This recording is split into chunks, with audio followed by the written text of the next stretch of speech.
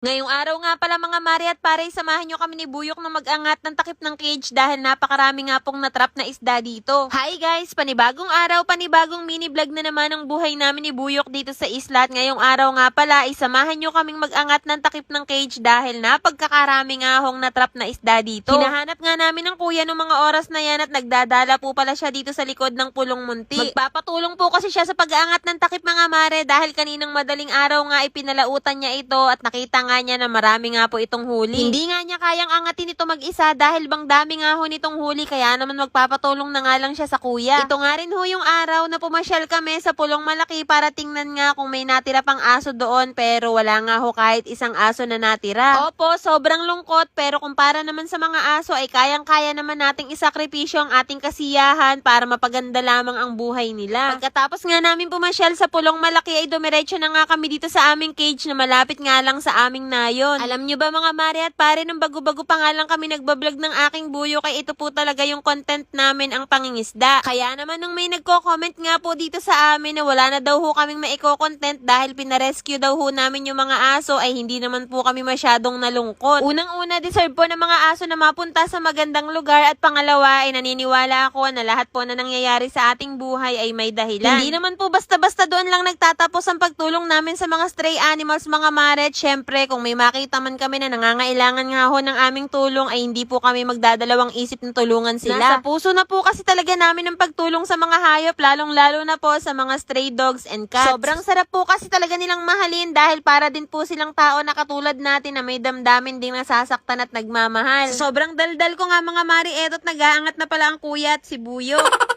Katulad nga ho ng sinabi ko kanina, itong cage nga ho namin ang madalas naming i-content ni Buyok noon nung bago pa nga lang kami nagbablog. Na halos ma-memorize na nga ho ng mga followers ko kung paano mag-angat ng takip ng cage. Just good day. Sobrang dami na po talaga naming nahuhuling isda dito sa aming takip mga mare. Talaga namang swerte po talaga itong aming cage dito sa malapit sa aming nayon. Kapag naman po panahon ng ayungin ay talaga namang puro ayungin po ang huli namin dito. Talaga namang banye-banyera nga po ang nahuhuli namin. Isang beses nga ho ay nakahuli din kami dito ng palo sa talagang hindi makapaniwala yung mga followers namin mga mare at kahit kami nga hindi rin po kami makapaniwala. Kaso nga lang mga mare, ito pa nga lang yung unang beses naming maaangat itong takip ng aming cage sa loob nga po ng ilang buwan. Paano ba naman mga mare at pare, kung mapapansin nyo nga ho ang kulay ng tubig talaga namang parang puti. Ngayon lang po talaga kami nakahuli ng isda dito sa loob ng ilang buwan mga mare at pare, kaya talagang tuwang-tuwa po ang aking Buyok. Simula nga po bukas ay aayusin na nga ni Buyok isa-isa ang aming skylab doon sa laot dahil parang makakahuli na naman daw po ng mga isda ngayon. Sana naman ay magtuloy-tuloy na nga ho ang panguhuli dahil kaawa na po